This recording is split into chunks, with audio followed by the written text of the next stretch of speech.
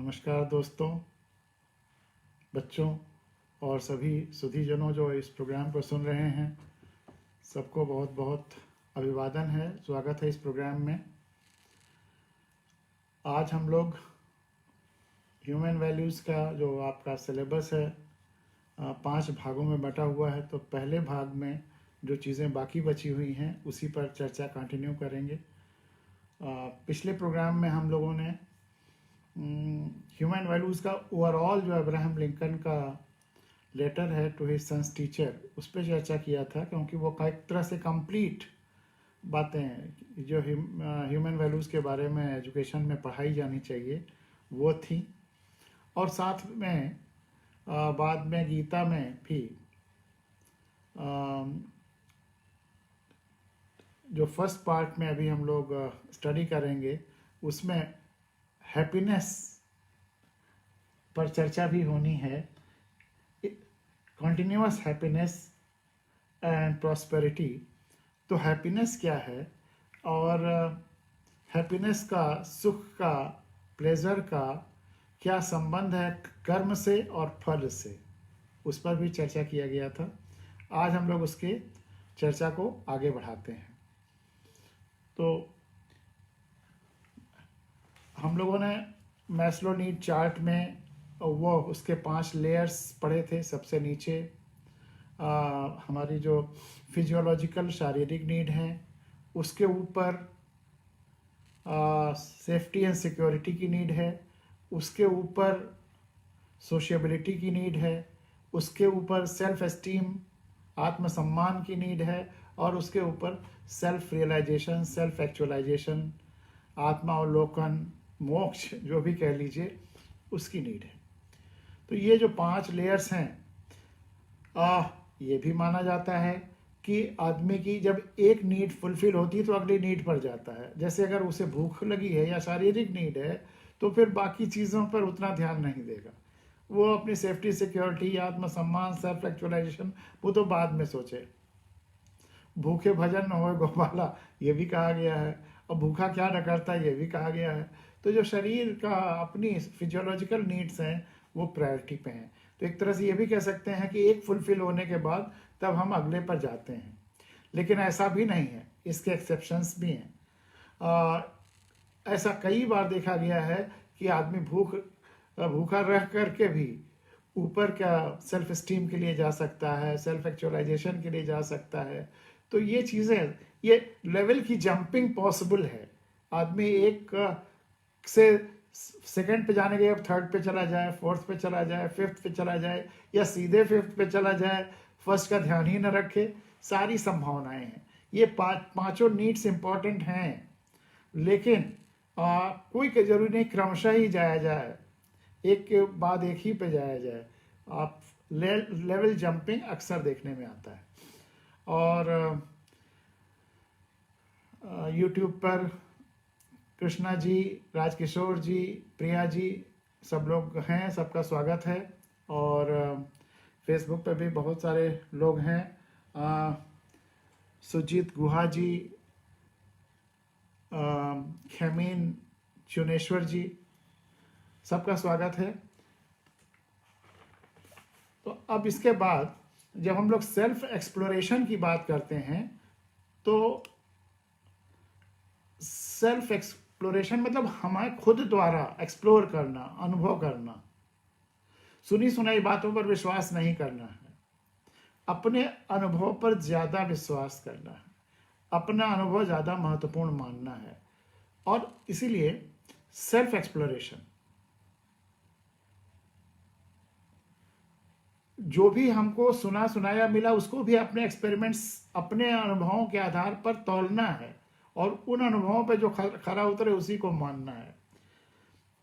Self exploration के जो अलग अलग आयाम है उस पर तो चर्चा करेंगे ही, लेकिन इसके की फायदे क्या हैं सेल्फ एक्सप्लोरेशन के। खुद एक्सप्लोर करना, इसको हिंदी में क्या कहेंगे एक्सप्लोरेशन को, खुद परीक्षण करना, खुद तलाशना, यही सब शब्द हैं उसके आसपास के। आप जब खुद एक्सप्लोर करते हैं तो सत्य की तलाश आपके अंदर आती है। आप खुद सत्य को पाने की कोशिश करते हैं, आपकी सत्य की तलाश शुरू होती है। तो सर्च फॉर ट्रुथ, एक तो ये सबसे बड़ा फायदा है। दूसरा, आपके मेंटल हेल्थ के लिए बहुत अच्छा है। मेंटली आप साउंड रहेंगे अगर आप सेल्फ एक्सप्लोरेशन करते रहेंगे, सुनी सुनाई बातों पर विश्वास नहीं करेंगे, उसको अपने अनुभव की कसौटी पर कसेंगे, सेल्फ एक्सप्लोरेशन करेंगे, तो आपकी मेंटल हेल्थ रहेगी। आप में कॉन्ट्रडिक्शन नहीं होगा। जो सुनी सुनाई बातें कहते हैं उनके फैसलों में भी कॉन्ट्रडिक्शन होता है और उनकी बातों में भी कॉन्ट्रडिक्शन होता है। किसी ने कुछ कह दिया, कहीं से कुछ सुना तो उसको कहने लगे, कहीं और से कुछ सुना तो फिर उसको पे चलने लगे, उसको कहने लगे। तो इसमें बड़े भ्रम में रहते हैं। अक्सर डेविएटिंग, वो पर्सनालिटी जो बहुत डेविएट करती हैं, अक्सर वो सेल्फ एक्सप्लोरेशन नहीं करती हैं, वो सुनी सुनाई बातों के आधार पर काम करती हैं। तो सेल्फ एक्सप्लोरेशन आपको स्टेबिलिटी देती है, आपकी पर्सनालिटी को क्रेडिबिलिटी देती है। तो इसलिए और सेल्फ एक्सप्लोरेशन ज़रूरी है। तो एक तो की टू मेंटल हेल्थ है, पर्सनालिटी में क्रेडिबिलिटी और रिलायबिलिटी वो देती है। आप और आपके अंदर जो छिपी हुई शक्तियां हैं, पर्सनल पावर्स हैं, उसको भी आपसे रूबरू कराती है। आप खुद परिचित होते हैं कि मुझ में ये शक्तियां हैं, क्योंकि सेल्फ एक्सप्लोरेशन केवल बाहर ही नहीं होता, अंदर भी होता है। अंदर और बाहर दोनों में सेल्फ एक्सप्लोरेशन होता है।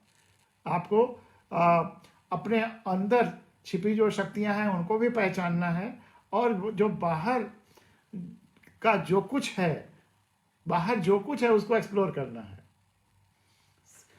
आसपास के माहौल में जो कुछ है उसके अपने आंखों से, अपने अनुभव से एक्सप्लोर करना है, समझना है, जानना है, अपने अनुभव से जानना।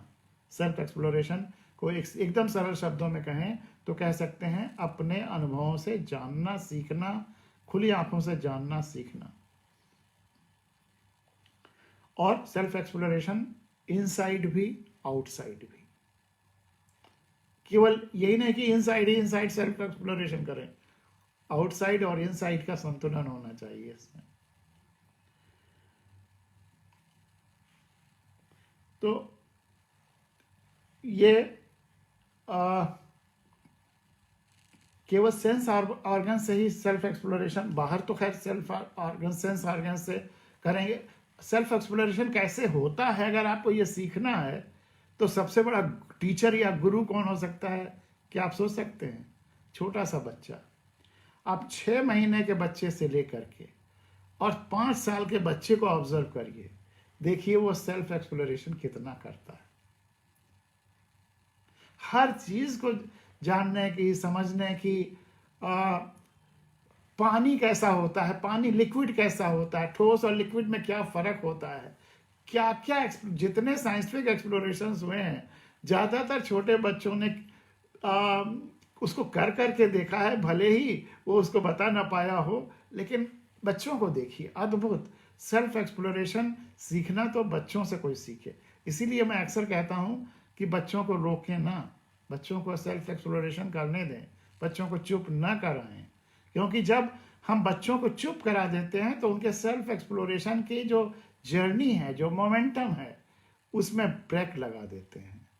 तो वो ब्रेक मत लगाइए। और आप पे अगर अब तक कोई ब्रेक लगा रहा हो तो उसको अब रिलैक्स कर दीजिए, रिलीज कर दीजिए और सेल्फ एक्सप्लोरेशन करिए। सेंसेस के थ्रू भी होगा सेल्फ एक्सप्लोरेशन और मेंटल के थ्रू होगा।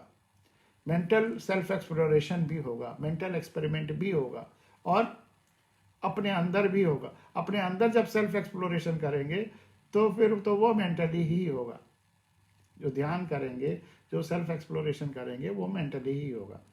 और जैसे मैंने आपको कहा, बुद्धि के 2 आयाम हैं, इंटेलिजेंस के 2 सेगमेंट्स हैं जिसमें इंटेलिजेंस को डिफाइन किया जाता है। 2 परिभाषाएं हैं, 2 तरह की परिभाषाएं हैं। एक तो यह है कि capacity to think abstractly, capacity to think abstractly, वो है मेंटल एक्सप्लोरेशन।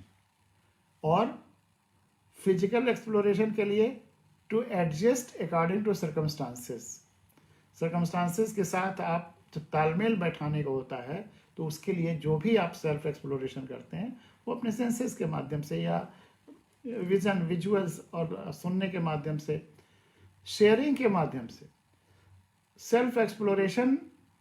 जैसे आपने कोई ऑब्जर्वेशन किया और बार बार किया, वो तो आपको हो गया, लेकिन बहुत सारी ऐसी चीजें हैं जो आपके सामने घटित ही नहीं हुई, लेकिन उसके बारे में भी आपको जानना जरूरी है, या सुदूर जगह की है। तो अब तो खैर ये तमाम सारी चीजें ये वीडियो और इन सब माध्यमों से भी हो सकती हैं, लेकिन कभी कभी दूसरों का सहारा भी लेना पड़ता है। टीचर्स आखिर वो अपने एक्सपीरियंसेस आपको शेयर करते हैं।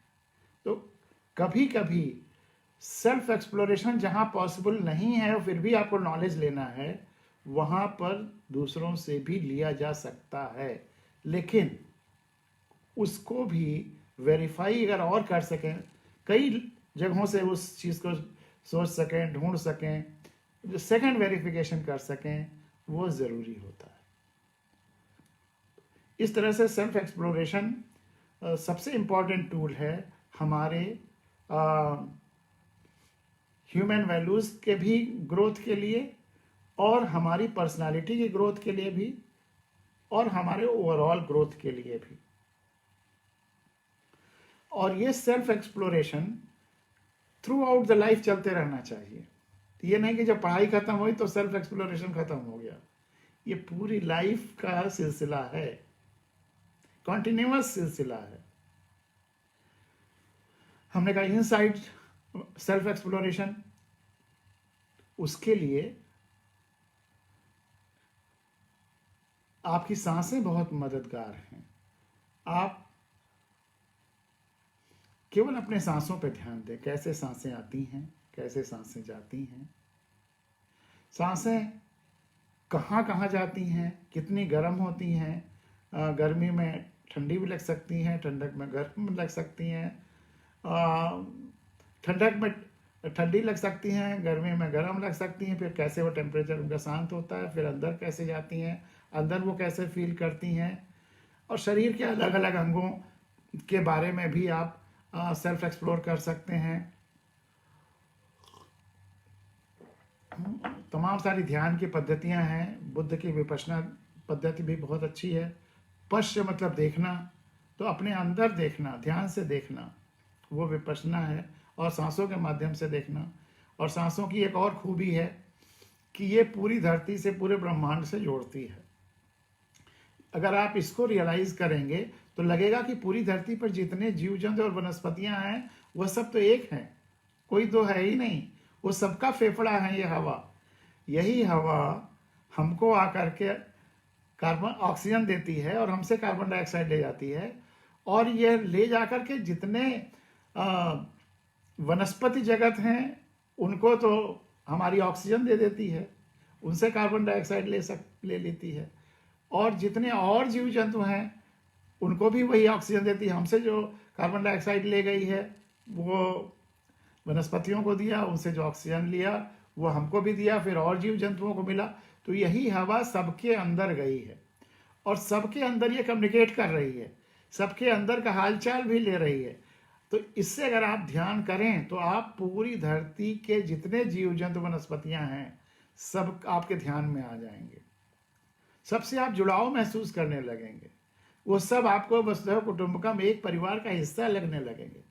तो अगर आप केवल सांस पर ध्यान दें तो ह्यूमन वैल्यूज आपके अंदर डेवलप होने लगेंगे। जीवन शैली तो आपको आएगी, बेहतर लाइफ तो होगा ही, आप में ह्यूमन वैल्यूज भी डेवलप होने लगेंगे। तो इसलिए ध्यान भी जो कि इंटरनल सेल्फ एक्सप्लोरेशन का बहुत महत्वपूर्ण साधन है, वह हमें ह्यूमन वैल्यूज के उसमें बहुत मदद करता है। अब ध्यान की भी मतलब ध्यान की तो अनेक पद्धतियां हैं, लेकिन एक विपश्यना ध्यान है जो मैंने अभी बताया बुद्ध का, और एक पद्धति है जो पतंजलि के एक सूत्र में है, चित्त वृत्ति निरोध सहयोग। चित्त की वृत्तियों का निरोध हो जाए, चित्त में कोई वृत्ति ही न रह जाए, एकदम प्रशांत हो जाए आपका चित्त, एक तो ये ध्यान है। तो उसमें फिर और तमाम रिवोल्यूशंस होते हैं, अंदर की छिपी हुई चीज़ें, जब ये बाहरी तरंगें आना बंद होती हैं और बाहर की तरंगों से आपका ध्यान हटता है, तो अंदर की तरंगें आनी शुरू होती हैं। तो वह एक ध्यान का तरीका है। दूसरा तरीका जो मैं कहता हूं कि चित्त की वृत्तियों को आप बाहर निकालते रहिए, तो ये बड़ा कठिन काम है, आपकी एनर्जी इसी में सब वेस्ट हो जाती है। कोई विचार आया भगाओ, कोई विचार आया भगाओ, हटाओ, उस हटाओ में आपकी बड़ी ऊर्जा चली जाती है। तो उसकी एक और आसान पद्धति है, और वो समग्रता वाली पद्धति, कि जो कुछ आ रहा है आने दो, और इसके साथ पूरे परिवार को भी उसमें ले लीजिए, एक्सटेंडेड बॉडी, समाज को भी ले लीजिए, धरती को भी ले लीजिए, देश, वनस्पति, प्रकृति, ब्रह्मांड सब ले लीजिए, सबको आने दीजिए और सबसे जुड़ाव महसूस करिए। जो चीज सांस के द्वारा हो रही थी वही इसके द्वारा भी, कि जब आप सेंसिटिविटी के द्वारा सबसे जुड़ाव महसूस करने लगते हैं, सब एक विराट आपके एक्सटेंडेड बॉडी है और आप उसके एक्सटेंडेड अंग है, इस फीलिंग के साथ जब ध्यान करते हैं, तो इसमें चूंकि निषेध नहीं होता है, सबका निरोध नहीं होता है, सबका समाहित हो जाना होता है, या सबसे जुड़ा हुआ जो कॉस्मिक रियलिटी है कनेक्टेडनेस की, उस रियलिटी को आप एहसास बस करते हैं, तो वो बहुत आसान है, वो मुश्किल नहीं है। तो चित्त वृत्ति निरोधा का जो है, जो योग या ध्यान है, वह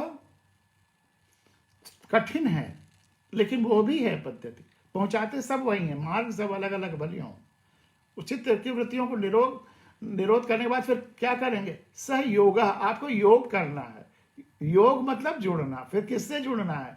समस्त ब्रह्मांड से भी जुड़ना है और अपने अंदर से भी जुड़ना है। अपने अंदर की जितनी गहराई संभव है वहां तक जुड़ना है, आत्मा तक जुड़ना है, उन शक्तियों से जुड़ना है जो आपके अंदर हैं। तो चित्त की वृत्तियों का निरोध जो पतंजलि योग सूत्र का ध्यान है, वह भी वहीं ले जाता है।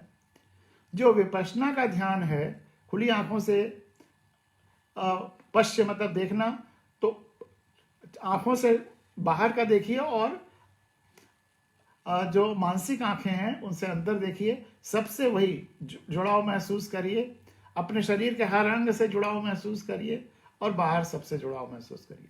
तो ध्यान का सबका उद्देश्य वही है कि पूरा ब्रह्मांड एक जीवंत शरीर है और हम एक उसके जीवंत अंग हैं। इसको एहसास करिए, किसी भी पद्धति से एहसास करिए। और आप ये अगर उंगली है और ये ध्यान करके ये पाती है कि ये शरीर से जुड़ी हुई है, तो इसका ध्यान का फिर दूसरा हिस्सा ये है, ये जाने कि इसमें क्या क्या शक्तियां हैं जो इस शरीर के लिए इस्तेमाल कर सकती है। यह जानना, यह सेल्फ एक्सप्लोरेशन है। बच्चा, छोटा बच्चा, आप देखिए अपने अंगों को कैसे पहचानता है, उनकी शक्तियों को। चलना, आगे पैर हैं, जब नहीं चलता तो उसे नहीं पता कि वो इससे चला भी जा सकता, लेकिन एक्सप्लोर करके वो पाता है कि इससे चला जा सकता है। हाथों को मुट्ठी बांधना, अलग अलग और अलग अलग अंगों के इस्तेमाल से कैसे उन शक्तियों से वो इस शरीर और इस धरती के लिए बेहतर काम कर सकता है। तो वह सारी चीजें जो एक्सप्लोरेशन, फिर एक्सप्लोरेशन में इमिटेशन भी हेल्प करता है। जैसे बच्चा है, सब लोग पैर से चलते हैं तो वो भी पैर से चलने की कोशिश करता है। इमिटेशन में कोई बुराई नहीं है, लेकिन इमिटेशन अपने एक्सपीरियंसेस से सीखना है। अगर कोई गलत तरीके से चल रहा है तो कोई जरूरी कि हम भी उसी इमिटेशन में वही करें। हम अपनी शक्तियों को प्रायोरिटी दें, जो हमारे अंदर छिपी शक्तियां हैं उनको प्रायोरिटी देते हुए सेल्फ एक्सप्लोरेशन करना है। तो सेल्फ एक्सप्लोरेशन में आइडिया आप ले सकते हैं दूसरों से, लेकिन काम अपने हिसाब से करना है, अपने शक्तियों के हिसाब से, चाहे वो अपनी फिजिकल शक्तियां हों, चाहे मानसिक शक्तियां हों, चाहे आत्मिक शक्तियां हों, सबका एक्सप्लोरेशन करना है और सबका अपने अनुभव के आधार पर, अपने एक्सपेरिमेंट्स के आधार पर करना है।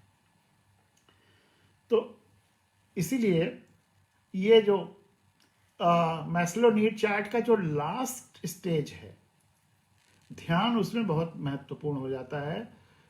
आत्मावलोकन, सेल्फ रियलाइजेशन भी यही है कि आपके अंदर जो भी छिपी शक्तियां हैं उनको रियलाइज करना। और मैं इसी को मोक्ष भी मानता हूँ। मोक्ष बहुत जगह धार्मिक स्थलों पे कहा गया है कि जो 4 जीवन के पुरुषार्थ हैं, धर्म, अर्थ, काम, मोक्ष, तो मोक्ष जैसे जीवन के पुरुषार्थ, मतलब धर्म, अर्थ, काम का इस तरह से इस्तेमाल करिए कि आप इस जीवन के बाद आपको कहीं कुछ मोक्ष मिल जाए, लेकिन ऐसा कुछ नहीं। इसी जीवन के पुरुषार्थ हैं, इसी जीवन में हासिल करना है। तो जीवन का पुरुषार्थ आपकी ये कैपेबिलिटी या आपका क्रिएटिविटी, ये आपका जो आपने दिया किसको, अपनी छिपी हुई जो भी ईश्वर ने आपको शक्तियां दी हैं उनको आत्मसात करना, आत्मावलोकन करना, रियलाइज करना और उस पोटेंशियलिटी, उस शक्तियों का पूरे धरती के कल्याण के लिए इस्तेमाल कर देना, क्योंकि धरती एक परिवार है और उस परिवार के लिए इस्तेमाल कर देना। यही है सही मामले में ह्यूमन वैल्यूज, सेल्फ एक्चुअलाइजेशन का, सेल्फ रियलाइजेशन का। तो उसमें ध्यान बहुत काम आता है अपने अंदर छिपी हुई शक्तियों को पहचानने में।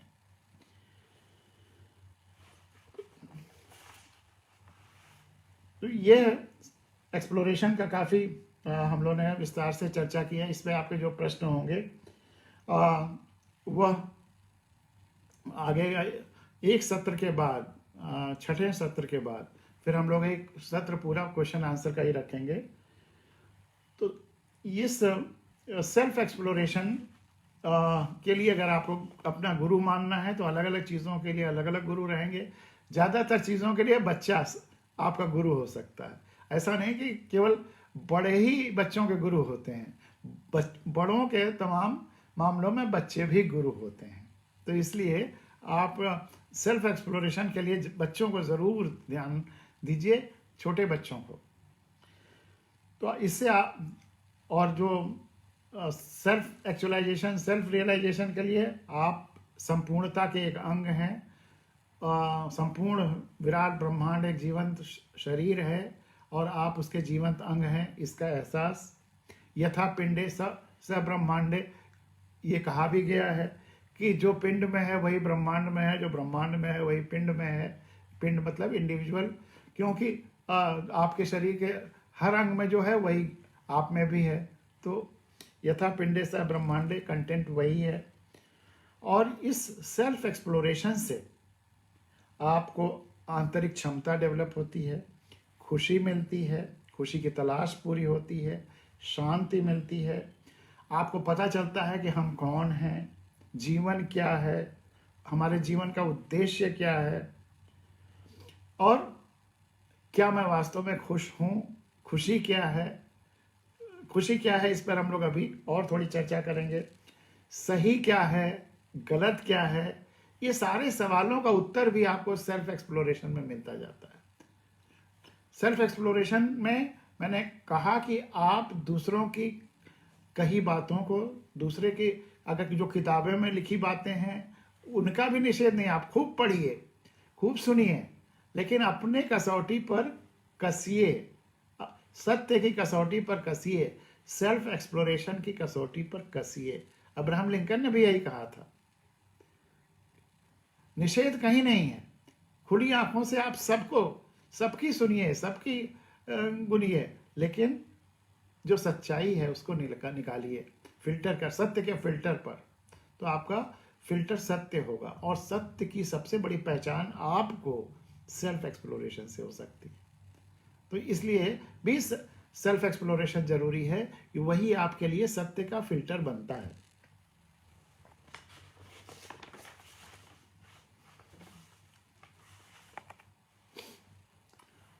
और जो भी मैंने कहा ना कि जीवन के लिए बहुत सारे आइडियाज़ की ज़रूरत होगी, विचारों की ज़रूरत होगी, जीवन जीने के तमाम सारे तरीक़ों की ज़रूरत होगी। तो उसके लिए जितने तरह की चीज़ें हैं सब देखिए, सब जानिए। देखने जानने में कहीं कोई निषेध नहीं है। सबको चारों तरफ से सारे विचार आने दीजिए, जो कहा है ना, सब विचार हर तरफ से आने दीजिए। हर विचार का स्वागत है, लेकिन केवल इस आधार पर मत स्वीकार करिए कि दूसरे उसे स्वीकार कर रहे हैं, फला फला उसे स्वीकार कर रहे हैं। नहीं, ये आधार नहीं बन सकता। जीवन की वह शैली अपनाइए जो आपके लिए, परिवार के लिए, समाज के लिए, प्रकृति के लिए, देश के लिए और धरती के लिए आवश्यक है। भविष्य के आपके जनरेशंस के लिए आवश्यक है, और जिससे धरती जैसी है उससे और बेहतर हो जाए। अल्टीमेट यार्डस्टिक यही है। क्योंकि जैसे जैसे सत्य पता चल रहा है लोगों को, तो लोगों के जीवन में भी उसी अनुसार परिवर्तन होता जा रहा है और भी होता जाएगा। तो सत्य के अनुसार जीवन शैलियाँ हमको खोजनी है और उस हिसाब से रहनी है, चाहे वो वैचारिक हो चाहे व्यवहारिक। चाहे व्यवहार जगत में या विचार जगत में, हमें उन्हीं चीज़ों को अपनाना है, उसी शैली को अपनाना है, उन्हीं वैल्यूज़ को अपनाना है कि जो इस अनुसार हों।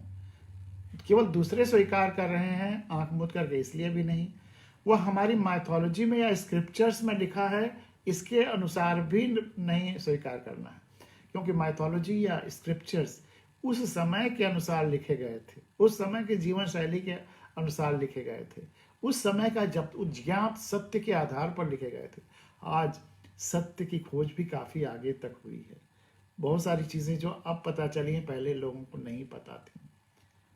पहले की स्थितियां दूसरी थी, तो इसलिए माइथोलॉजी से भी ऊपर उठना है। हमें अपने स्क्रिप्चर्स में जो लिखा है उससे भी ऊपर उठना है, क्योंकि वह उनकी सीमाएं हैं। वो अपनी देश काल परिस्थिति के अनुसार थे। अब देश काल परिस्थितियां बदल चुकी हैं, तो इसलिए हमें खुली आंखों से, लेकिन बिना किसी एविडेंस के, बिना अपने ऑब्जर्वेशन के रिजेक्ट भी मत कर दीजिए किसी चीज़ को। किसी चीज़ को रिजेक्ट करने के पहले भी एक वैलिड आधार, एक वैलिड सोच होनी चाहिए। हमें निषेध भी आंख मूंद के नहीं करना है कि स्क्रिप्चर में लिखा है इसलिए गलत है, या माइथोलॉजी में है इसलिए गलत है। किसी चीज़ को बिना परखे हुए न सही कहना है न गलत कहना है। बहुत सारे लोग मॉडर्निटी के नाम पे जो कुछ है पुराना या स्क्रिप्चर्स या माइथोलॉजी में, उसे रिजेक्ट करने लगते हैं। इससे भी बचिए। मॉडर्न हो जाना बहुत अच्छा नहीं है, क्योंकि मॉडर्न होना तो खुद में इतना हास्यास्पद है। आपने भी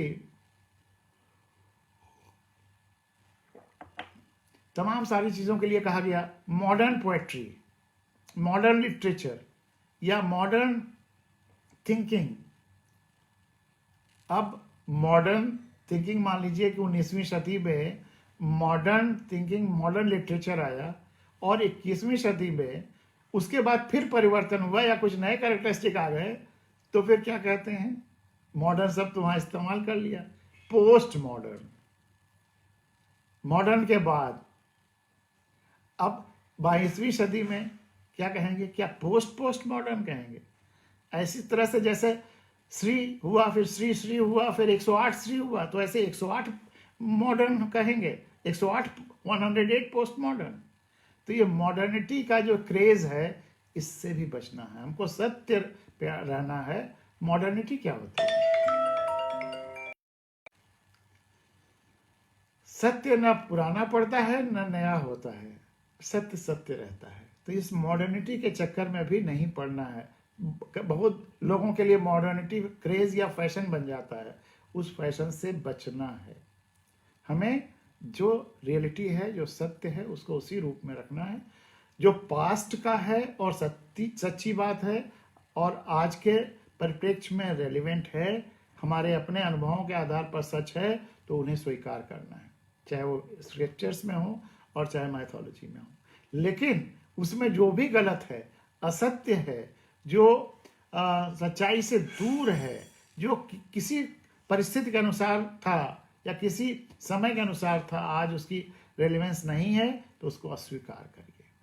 बस आपकी कसौटी सत्य होनी चाहिए, सेल्फ एक्सप्लोरेशन होना चाहिए, और कुछ नहीं। तो इसलिए कोई भी विचार, कोई बहुत आप जिसकी श्रद्धा रखते हो वो कर रहे हैं इसलिए भी आप करने लगे, ये भी नहीं है। श्रद्धा अपनी जगह पर है, लेकिन आपकी खुली आंखें और सत्य अपनी जगह पर है। तो इसलिए खूब पढ़ें, ऑब्जर्व करें, लेकिन अपनी सत्य की कसौटी पर उसको कसें, स्वयं प्रयोग करें, खूब डिस्कशन करें, विमर्श करें, शास्त्रार्थ करें। पहले भी जमाने में शास्त्रार्थ की परंपरा थी। आप अपना सत्य अपना अनुभव रखें, कोई और अपना सत्य अपना अनुभव रखे, और उसके बाद हो सकता है कि आपकी प्रणाली में कुछ कमी रह गई हो, उसकी प्रणाली अच्छी हो, उसको भी स्वीकारें। तो एकदम खुला, और बायस या प्रेजुडिस मन में न पालने का, भी इसको सही करना ही करना है, कुछ नहीं। खुली आंखों से, खुले विचार से सेल्फ एक्सप्लोरेशन होना चाहिए, और उसके बाद उसका डिस्कशन भी होना चाहिए सेल्फ एक्सप्लोरेशन का। कई बार ऐसा होता है, मैंने आपको पहले भी कहा था कि आप सेल्फ एक्सप्लोरेशन में एक दो ऑब्जर्वेशंस के बाद आपने कोई कंक्लूजन ड्रॉ किया, हो सकता है कि आप अगर परसिस्टेंटली 15-20 या ढेर सारों बार करिए, कई बार करिए, तो कोई ऐसी परिस्थितियां नहीं हो जिसके वजह से आपको वैसा दिखा हो 2-3 बार, लेकिन ज़्यादातर स्थितियों में दूसरा रहता है। तो सारे फैक्टर्स आपने ना स्टडी किए हों, क्योंकि किसी चीज़ के किसी होने में कई फैक्टर्स होते हैं, कुछ फैक्टर्स आपने इग्नोर कर दिए हों। तो इसलिए सेल्फ एक्सप्लोरेशन तो होना चाहिए, लेकिन उसका डिस्कशन भी होना चाहिए, उसका शास्त्रार्थ भी होना चाहिए। उससे आप अपने को और परिमार्जित करेंगे, सफाई होगी आपके थिंकिंग की। हो सकता है कि कई बार लाइफ में इतने पैरामीटर्स, इतने डायमेंशंस होते हैं कि आपके सेल्फ एक्सप्लोरेशन में वो सारे डायमेंशंस शामिल हो रहा है, कोई डायमेंशन छूट रहा हो, तो आप उन डायमेंशंस को भी शामिल करिए, और ये डिस्कशन से आएगा। तो डिस्कशन खूब करिए, खुला डिस्कशन होना चाहिए, कभी भी इसमें डॉगमेटिक नहीं होना है, और अथॉरिटेटिव नहीं होना है कि नहीं बस जो मैंने सोच लिया वही अंतिम सत्य है। आप अपने सत्य को भी परिवर्तित कर सकते हैं, और ऑब्जर्वेशन करके। आप अगर दूसरों ने कुछ और पॉइंट्स दिए हैं कि इसको भी इवेलुएट करिए, इसको भी एग्जामिन करिए, तो उन पॉइंट्स को भी ऑब्जर्व करिए। फिर सतत, मैंने कहा नहीं, ये सेल्फ एक्सप्लोरेशन लाइफ लॉन्ग चलने वाली प्रक्रिया है। ये ऐसा नहीं कि 10 एक्सपेरिमेंट, 10 आपने वो ले लिए आपने ऑब्जर्वेशंस, और उसी के आधार पर फाइनल कंक्लूजन ड्रॉ कर दिया। हमेशा always ready to accept, to change the truth, the reality, वो हमेशा आपका मकसद होना चाहिए। तो स्वयं प्रयोग करें, विमर्श करें, उससे नए डायमेंशंस आपको मिल सकते हैं, प्रयोग की नई दिशाएं मिल सकती हैं। और ये प्रयोग तो शब्द हम इस्तेमाल कर रहे हैं, इसका मतलब ये नहीं साइंटिफिक लैब वाला प्रयोग। लाइफ लॉन्ग आप जो भी कर रहे हैं वो एक प्रयोग है। उस प्रयोग में अपने माइंड को खुला रखिए और आंखों को खुला कर रखिए, बस। तो स्वयं प्रयोग करें, खूब डिस्कशंस करें, खूब विमर्श करें, और इस सेल्फ एक्सप्लोरेशन के फायदे हम लोगों ने शुरू में भी चर्चा किए थे, एक बार फिर उन पर चर्चा करते हैं कि आपको इनर हैप्पीनेस रहेगी।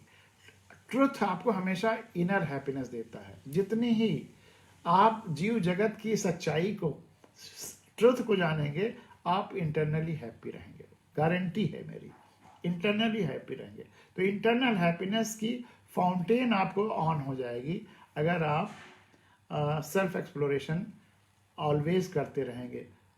फिर दूसरा आपकी पर्सनालिटी में कॉन्ट्रोडिक्शंस नहीं होंगे। जैसे मैंने पहले भी कहा था कि जो लोग सुनी सुनाई केवल बातों पर रहते हैं, तो आज कुछ कहते हैं, कल कुछ कहेंगे, लेकिन आपके पर्सनालिटी में कोई कॉन्ट्रोडिक्शन नहीं होगा।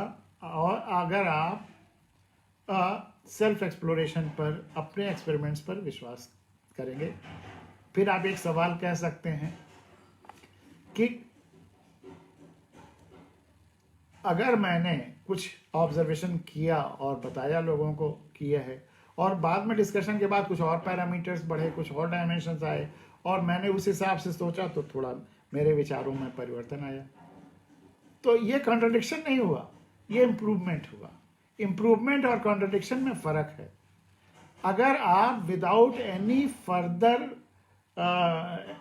ऑब्जर्वेशन या विदाउट एनी फर्दर एक्सपेरिमेंट या without any further self exploration ही आज कुछ कहते हैं, कल कुछ कहते हैं, तो ये तो कॉन्ट्रडिक्शन है।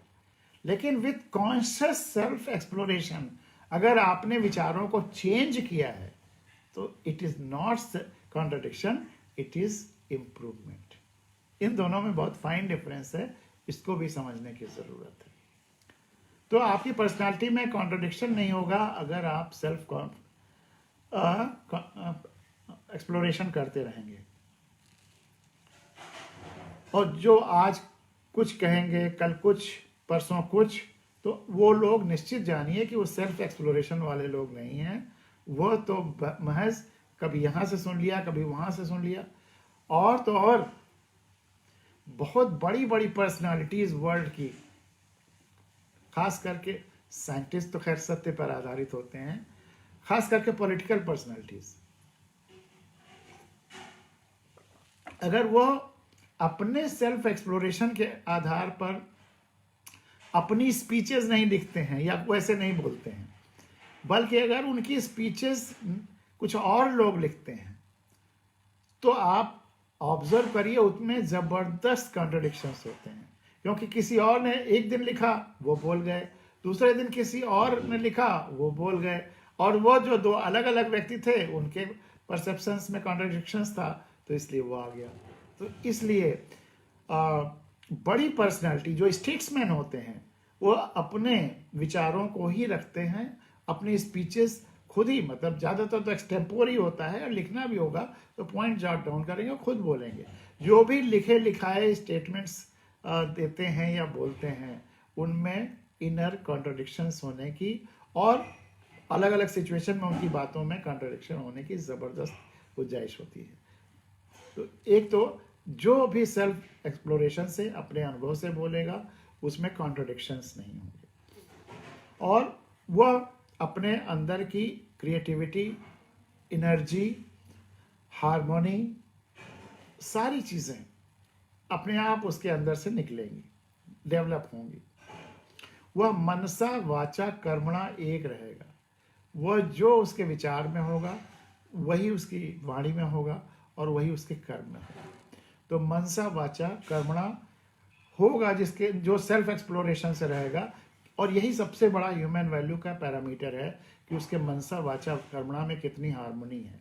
और जो भी सेल्फ एक्सप्लोरेशन के आधार पर काम करेगा या रहेगा या जिएगा, उसमें ये होगा, और उसका पर्सनालिटी का इम्प्रूवमेंट होगा, उसका खुद का इम्प्रूवमेंट होगा। वह दूसरों के लिए भी एक सही टीचर साबित होगा, रोल मॉडल साबित होगा। हम भले ही टीचिंग प्रोफेशन में ना हो, लेकिन हर व्यक्ति किसी न किसी के लिए रोल मॉडल होता है। तो जो सेल्फ एक्सप्लोरेशन के आधार पर जीवन शैली तलाशता है, वह सही मामले में दूसरों के लिए भी रोल मॉडल होता है। और वह अपना self management, time management, stress management और लाइफ मैनेजमेंट बेहतर कर पाता है। जो भी सेल्फ एक्सप्लोरेशन करता है, और वो दोनों डायमेंशन, अंदर बाहर, वो self management, time management, stress management और लाइफ मैनेजमेंट बेहतर कर पाता है। सेल्फ मैनेजमेंट क्या है? ईश्वर ने हमको इतना, एक धरती, भरी पूरी धरती दी है, इतने लोग दिए हैं, और हमें तमाम सारी इनर और फिजिकल शक्तियां दे करके इस धरती पर भेजा है। तो इन सारी शक्तियों का और जो भी रिसोर्सेज हैं, सबका सही सामंजस्य के साथ हम अपने को जो बेस्ट पॉसिबल, जिस तरह से हम इवॉल्व हो सकते हैं इस धरती पर, वैसे इवॉल्व हो जाएं। जैसे एक कली है, वो जितनी तरह से अच्छा खिल सकती है, अच्छे से अच्छा खुशबू निकाल सकती है, फूल बन सकती है, वो वैसी हो जाए। यही उसका सेल्फ मैनेजमेंट है। टाइम मैनेजमेंट, ईश्वर ने टाइम सबको लिमिटेड दिया है, या ईश्वर न मानिए तो संपूर्णता कह लीजिए। संपूर्णता ने हमको, एग्जिस्टेंस ने हमको लिमिटेड टाइम दिया है, सीमित समय दिया है। इस सीमित समय का कैसे अच्छे से अच्छा इस्तेमाल करें, यह भी बहुत ज़रूरी है। और यह भी एक्सप्लोरेशन से ही आएगा कि हमें कहाँ टाइम देना है, कहाँ हमको, जैसे किसान बहुत अच्छी तरह से जानता है टाइम मैनेजमेंट, कहाँ कितना समय देना है। खाद जब खेत तैयार करता है, अगर उसमें जरा भी कोताही की तो फिर वो आगे फ्यूचर हर एक का मल्टीप्लायर इफेक्ट या लीवर इफेक्ट होता है। तो इसलिए कहाँ जड़ों पे ज़्यादा समय देना है। तो टाइम मैनेजमेंट इसेंशियल, और वेस्ट नहीं करना है। बहुत सारे लोग कहते हैं, मुझसे भी पूछते हैं कि आप इतना सारा काम कैसे कर लेते हैं। तो मेरा यही उत्तर होता है कि कोशिश करता हूं कि मैं समय बर्बाद न करूं। मॉडर्न साइंस ने हर आदमी को पहले जितना लोगों के पास टाइम था, उसका कई गुना समय दे दिया है, कई गुना टाइम दे दिया है। जो काम पहले महीनों में होता था, अगर हम बद्रीनाथ केदारनाथ की यात्रा के लिए निकलते थे तो महीनों क्या सालों के लिए, और अब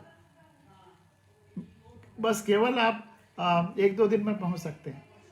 तो इसलिए अब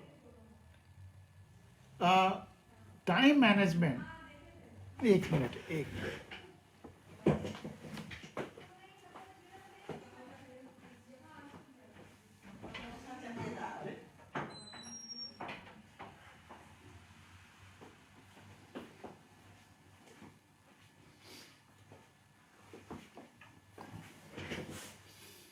हाँ, तो अब वही चीज़ घंटों में हो जाती है, 1-2 दिन में हो जाता है।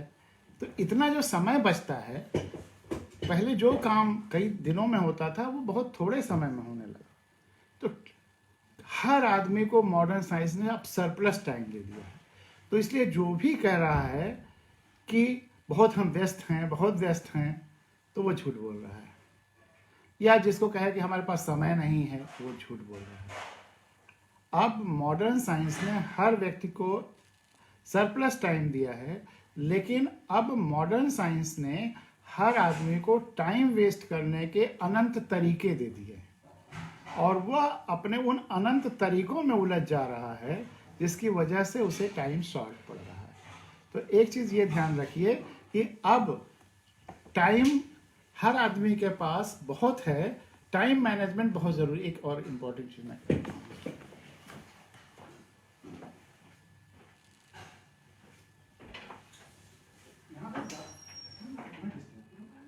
आपने तुरंत जाओ, यहाँ 20 मिनट तक आना, उसके बाद भी कोई जाओ, तुरंत जाओ, अब मत आना, जाओ।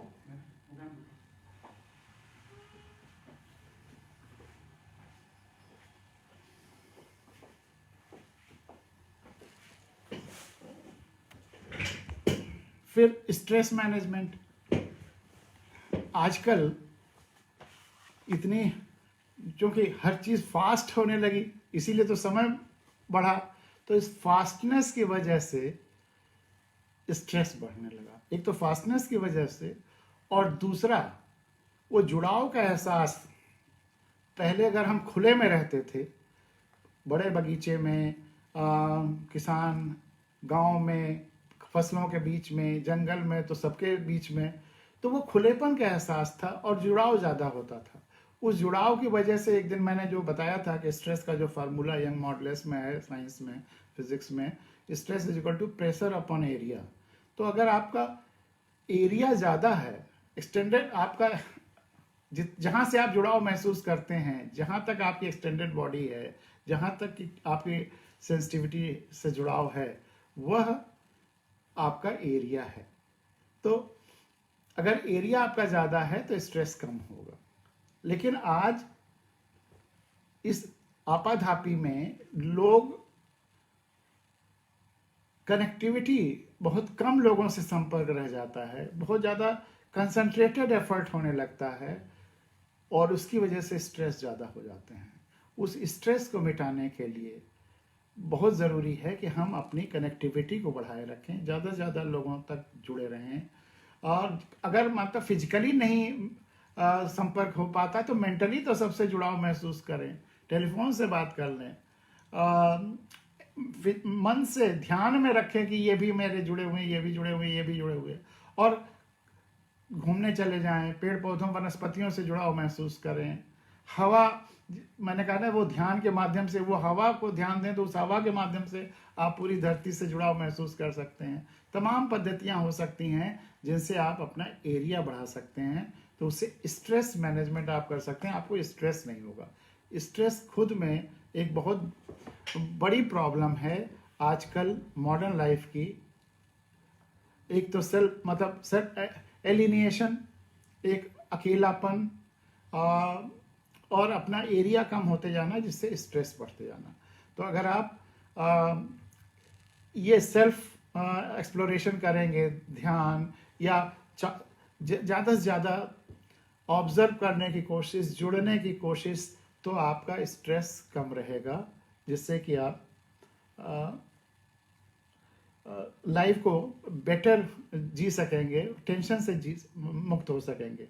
और इन सारी चीज़ों को मिलाते हुए, जोड़ते हुए लाइफ मैनेजमेंट हो बेहतर कर सकेंगे, कि जिसमें एक तरह से यह कहिए, ईश्वर ने जिस पर्पस के लिए आपको इस धरती पर भेजा था, या एग्जिस्टेंस ने या संपूर्णता ने, उस पर्पस को आप पूरा करके इस धरती से जाएंगे। हर व्यक्ति ईश्वर का एक स्वरूप है, एग्जिस्टेंस का एक स्वरूप है। वह अपने उस स्वरूप में ब्लॉसम कर ले पूरी तरह से, वही उसकी सार्थकता है। और ये संभव है। इसको जो तोतो चान वाली किताब में जो अक्सर उसका उदाहरण देता हूँ, जापान के उस टीचर की, कि उसके जितने स्टूडेंट्स उसके थ्रू निकले, वो किताब नेट पे भी शायद अवेलेबल हो या अवेलेबल है, उसको ज़रूर पढ़िए। जितने स्टूडेंट्स उस टीचर के थ्रू पास हुए, सब के सब अपनी लाइफ में जापान की टॉप मोस्ट पोजिशंस पर पहुंचे। तो ये संभव है। लेकिन वो टीचर भी सेल्फ एक्सप्लोरेशन भी बच्चों से कराता था और खुद उनको कीनली ऑब्जर्व करता था। हर बच्चे के लिए अलग अलग तरीके के खेल, अलग अलग तरीके के एजुकेशन, उसकी नीड के हिसाब से एजुकेशन, उसकी क्षमता के अनुसार उसकी एजुकेशन देता था। और हर व्यक्ति में क्या अलग यूनिकनेस है, क्या अलग विलक्षण शक्तियां हैं, उसको वह उनसे भी पहचानवाता था और खुद पहचानने की कोशिश करता था। तो एजुकेशन सिस्टम का एक काम यह होना चाहिए कि जो हमारे अंदर की इंटरनल फ्रीक्वेंसी है, जो हमारे अंदर की इंटरनल कैपेसिटी है, स्ट्रेंथ है, अगर हमको उसी दिशा में पहचान करके आगे ले चला जाए, तो हमारी सक्सेस, हमारी ब्लॉसमिंग निश्चित है। कोई बच्चा फेल हो ही नहीं सकता।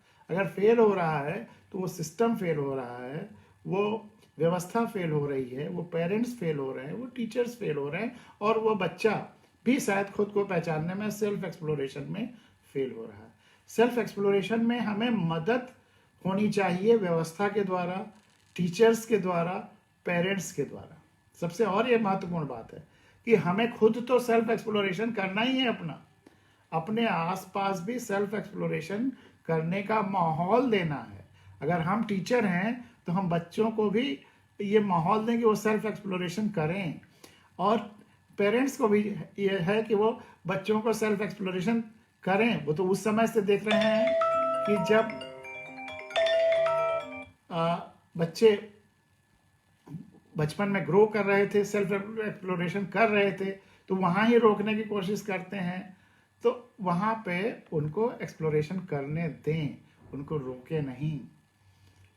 वो अननेसेसरी रिस्ट्रिक्शंस ना लगाएं, यहाँ ना जाओ, वहाँ ना जाओ, इस तरह चुपचाप बैठे रहो, ऐसे करो ऐसे करो।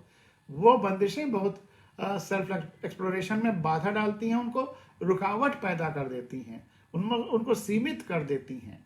वो नहीं करना है।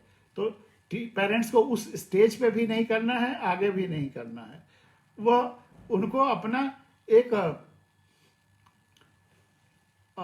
एक नियंत्रण या एक वो पेरेंट्स को जेलर की तरह से नहीं बिहेव करना चाहिए, उनको बच्चे की तरह से बिहेव करना चाहिए। और व्यवस्थाओं को भी इस तरह के इंस्टीट्यूशंस डेवलप करने, टीचिंग में और दूसरी जगहों पे ये फ्रीडम होना चाहिए और ये एम होना चाहिए कि बच्चों में जो शक्तियां हैं उनको पहचानी जाए, उनको निकाली जाए। तो सेल्फ एक्सप्लोरेशन बहुत महत्वपूर्ण टूल है। और जैसा कि मैंने कहा, बच्चों की जब मैं बात कर रहा था कि बच्चों को उनको हिसाब से ग्रो करने देना चाहिए, उनको रोकना नहीं चाहिए। इस पर मेरी एक छोटी सी कविता है, उसको भी आपको सुनाता है कि माहौल बदले और आपको थोड़ा इंटरेस्ट और आए। और वो कविता है मेरी संवेदनाएं, माई सेंसिटिविटी, सेंसिटिविटी की यात्रा। ये 80s की लिखी हुई कविता है, संडे मेल में पहली कविता मेरी जो नेशनल उसमें छपी थी, पेपर में या मैगजीन में, वो यही थी, संडे मेल में। संवेदनाओं की यात्रा, समाज कहाँ पहुँच गया है और इसको कैसे बदलना होगा। कि मेरी संवेदनाएं, जब मैं केंचुआ था लोगों ने मेरे खंड खंड कर दिए, जब मैं केंचुआ था लोगों ने मेरे टुकड़े टुकड़े कर दिए, जब मैं पक्षी था लोगों ने गुलेल चलाकर घायल कर दिया, जब मैं फूल था लोगों ने तोड़ लिया, जब मैं वृक्ष था पेड़ था लोगों ने काट डाला, जब मैं पशु था लोगों ने कैद कर लिया, और जब मैं नन्हा बच्चा था सेल्फ एक्सप्लोरेशन कर रहा था, शैतानियां जिसे कह रहे थे, मेरे सेल्फ एक्सप्लोरेशन को जब शैतानियां कह करके कंट्रोल जबरदस्ती कराया जा सकता था। जो सेल्फ डिस्ट्रक्टिव हो उसको रोकें, लेकिन मेरे एक्सप्लोरेशन को तो ना रोकते। तो जब मैं नन्हा बच्चा था मुझे शांत करा दिया गया, थक हार कर लुढ़कते लुढ़कते जब मैं आश्चर्य हो गया, थक हार कर लुढ़कते लुढ़कते जब मैं पत्थर बन गया, लोग मेरी पूजा करने लगे। थक हार कर लुढ़कते लुढ़कते जब मैं पत्थर बन गया, आश्चर्य लोग मेरी पूजा करने लगे। तो जनरली हमारे पता नहीं क्यों ये माहौल ऐसा बन गया है कि बच्चों के सेल्फ एक्सप्लोरेशन को कंट्रोल किया जाता है। कंट्रोल करने की जरूरत नहीं है, उन्हें सावधान करने की जरूरत है। ऑब्जर्व करते रहना कि वो कहीं गलत चीजें ना सीखें, गलत चीजें ना करें, वो हार्मफुल ना हो, लेकिन सेल्फ एक्सप्लोरेशन करने दें। उससे उनकी क्षमता बढ़ेगी और तभी वो एक्सेल करेंगे, तभी वो एक बहुत महत्वपूर्ण समाज के, देश के, प्रकृति के अंश और अंग बनेंगे। तो सेल्फ एक्सप्लोरेशन इतना महत्वपूर्ण है, लेकिन बंदिशें हम छोटे बच्चे से ही लगाना शुरू कर देते हैं, वहां से बचना बचाना होगा। हम वो पत्थर जब बता एकदम से सीधा साधा चुपचाप बच्चा शांत रहने वाला हो जाए, मूर्ति की तरह से हो जाए, तो उसको पूजने लगेंगे, बहुत अच्छा, बड़ी तारीफ करेंगे।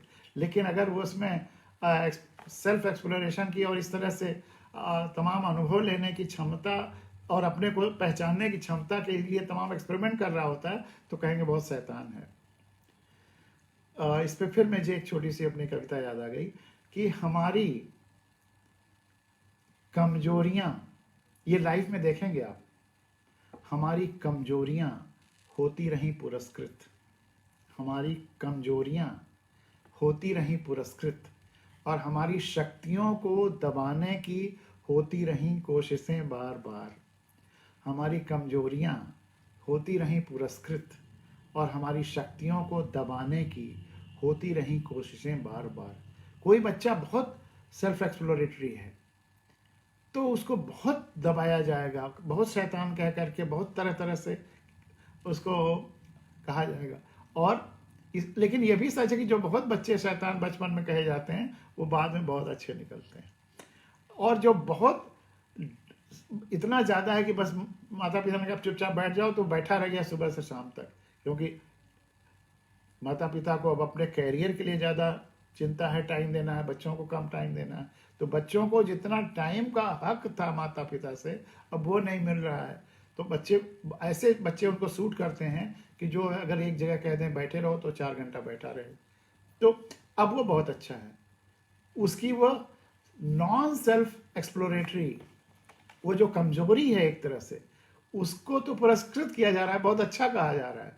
और जो उसको सेल्फ एक्सप्लोरेटरी जो एक्टिविटीज थी उसको दबाने की कोशिश की जा रही है।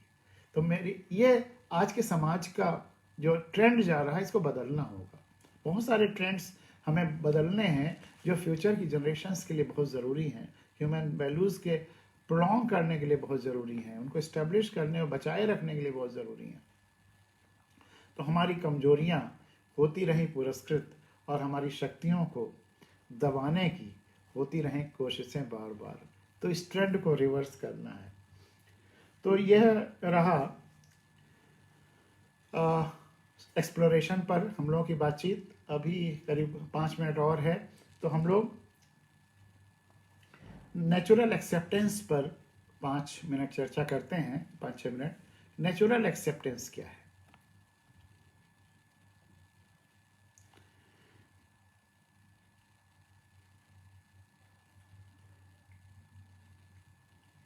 जो चीज़ें एकदम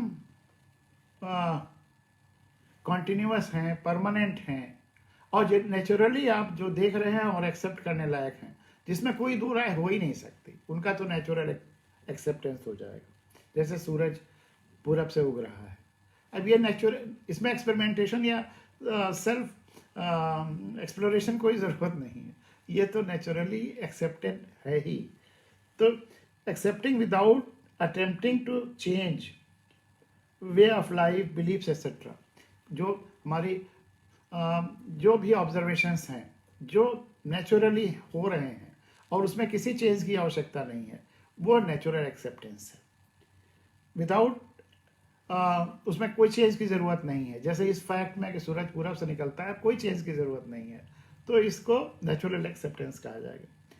इसी तरह से कोई बिलीव्स हैं, हेल्थ के लिए हो गया या ग्रोथ के लिए हो गया, जो भी एकदम नॉन चेंजेबल वही ट्रुथ्स हैं, उसको नेचुरल एक्सेप्टेंस कहा जाएगा। लेकिन नेचुरल एक्सेप्टेंस के अलावा जो बाकी चीजें हैं, उसमें आपको हमको सत्य की खोज करना है। वहां पे संतोष नहीं चाहिए, वहां सार्थक बेचैनियां चाहिए। इस पर एक पैराग्राफ है मेरा, वो मैं अगले लेक्चर में सुनाऊंगा आपको। लेकिन नेचुरल एक्सेप्टेंस के अलावा बाकी चीज़ों में सत्य की खोज होनी चाहिए, और जो जहां कहीं भी कुछ गलत हो रहा हो उसको फिर नेचुरली नहीं एक्सेप्ट करना है, उसके खिलाफ उसको चेंज करना है, आवाज उठाना है। बहुत सारी चीज़ें हम पास्ट कंडीशनिंग की वजह से करने लगते हैं, उस पास्ट कंडीशनिंग से भी मुक्ति लेनी है। कंडीशनिंग जानते हैं क्या होता है? वो पावलोव का जो एक्सपेरिमेंट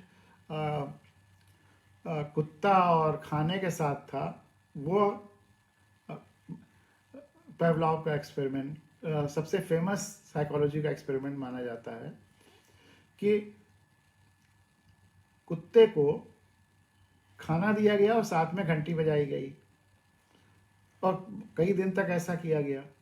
तो कुत्ता जब खाना पाता है, खाना और दिया गया और साथ में घंटी बजाई गई, जब खाना आता है सामने तो मुंह में पानी आता है, सलाइवा आता है, वो पचाने के लिए और जो फिजिकल नीड के हिसाब से, फिजियोलॉजी के हिसाब से पचाने के। तो जैसे जैसे घंटी बजाई गई वो खाना दिया गया तो वो आया सलाइवा और साथ में घंटी बजाई गई। तो घंटी में और सलाइवा में साथ साथ चूंकि हो रही थी और कई बार हुई, तो एक कंडीशनिंग, एक जुड़ाव महसूस तैयार हो गया। इसकी वजह से अगर खाना नहीं भी रखा गया, केवल घंटी बजाई गई तब भी कुत्ते के मुंह में सलाइवा आया। सलाइवा टेस्ट किया जा रहा था कि कब सलाइवा आ रहा है सलाइवा मीटर से, और उधर घंटी बजाई गई। खाने के साथ कई दिन तक दिया गया तो खाने, सलाइवा और घंटी बजने के इस सह संबंध की वजह से अब सह संबंध सलाइवा आना और घंटी में स्थापित हो गया, और जब भी घंटी बजाई गई तो सलाइवा हो गया, जबकि दोनों में कोई संबंध नहीं। अब इस तरह के तमाम सारे संबंध, कंडीशनिंग, पास्ट की घटनाओं की वजह से कोई घटना हुई और उसके साथ कुछ और हुआ, और लोगों ने समझा कि इन दोनों के बीच में संबंध है, जबकि संबंध कुछ नहीं था। सलाइवा में और घंटे में कोई संबंध नहीं है, लेकिन चूंकि साथ साथ हो गए इसलिए एक मेंटल एक्सपेक्टेशन पैदा हो गया, एक कंडीशनिंग हो गई। इसी तरह से बहुत सारी जो परंपराएं हैं, बहुत सारी जो चीजें हैं आज समाज में हो रही हैं, वह पास्ट में कंडीशनिंग की वजह से हो रही हैं, कि पास्ट में कुछ घटनाएं हुई और उन घटनाओं के साथ साथ कुछ और घटनाएं हो गई। अगर कई 3-4 बार हो गई, किसी के यहाँ मान लीजिए कि मंडे को 4 दिन डेथ, 4 फैमिली में डेथ मंडे को हो गई, दोनों का कोई कनेक्शन नहीं है, लेकिन अब एक कंडीशनिंग हो गई कि मंडे को फिर अब कोई अच्छा काम नहीं करना क्योंकि डेथ हुई। इस तरह की ज्यादातर इस तरह के जो अंधविश्वास और परंपराएं हैं वो पास्ट कंडीशनिंग की वजह से हैं। अगर आप सेल्फ एक्सप्लोरेशन से जाएंगे तो इससे अलग हो जाएंगे। ये नेचुरल एक्सेप्टेंस नहीं है, यह सेल्फ एक्सप्लोरेशन न होने की वजह से, सच्चाई की तह तक न जाने की वजह से, पास्ट कंडीशनिंग की वजह से हो जाता है। तो ऐसे पास्ट कंडीशनिंग की जहां जहां परंपराएं दिख रही हों उनसे ऊपर उठने की जरूरत है। आज का समय हो रहा है तो यहीं पर हम लोग अपनी बात खत्म करते हैं। एक लेक्चर अभी इसमें और लगेगा, लेकिन बहुत अच्छी तरीके से चीज़ें आगे बढ़ रही हैं, और इसी के साथ आज हम यहाँ विराम लेते हैं। और बड़ी खुशी की बात है कि YouTube पे लोग प्रोग्राम भी ज़्यादा देख रहे हैं, और इसको सब्सक्राइबर्स की संख्या भी बहुत बढ़ गई है। करीब हम लोग 500 के करीब पहुंच रहे हैं सब्सक्राइबर्स में भी, और 1000 के करीब लोगों ने देखा पिछला एपिसोड ह्यूमन वैल्यूज़ का पार्ट 4। तो यह सारा क्रेडिट आप लोगों को है। आशा है कि ये संख्या और बढ़ेगी, देखने वालों की भी, और सब्सक्राइबर्स की संख्या भी और बढ़ेगी। आपसे आग्रह है कि अपने मित्रों से और जहाँ जहाँ ये बात जा रही है, अगर आपको भी अच्छा लग रहा है, आपने अब तक सब्सक्राइब नहीं किया है तो चैनल को सब्सक्राइब ज़रूर करिएगा। और हम लोग फिर अगले प्रोग्राम में मंडे और फ्राइडे को मिलते हैं। तो कल लास्ट डे है इस साल का, परसों नया साल आएगा, तो नए साल की शुभकामनाएं, बधाइयाँ ढेर सारी अग्रिम, और ईश्वर करे कि आपको सफलताएं जितना आप सोच सकते हैं उससे अधिक मिलें, और आपका जीवन सफल हो अगला साल, और आपके लिए नई खुशहाली लेकर के आए, नई शक्ति और नई ऊर्जा लेकर के आए, नया स्वास्थ्य और स्वास्थ्य की सारी समस्याएं, और जो इस तरह के ओमिक्रॉन और ये सब चल रहा है ये भी शांत हो और यूं ही आए और चला जाए। तो बहुत बहुत धन्यवाद। फिर हम लोग मिलेंगे अगले प्रोग्राम में। धन्यवाद।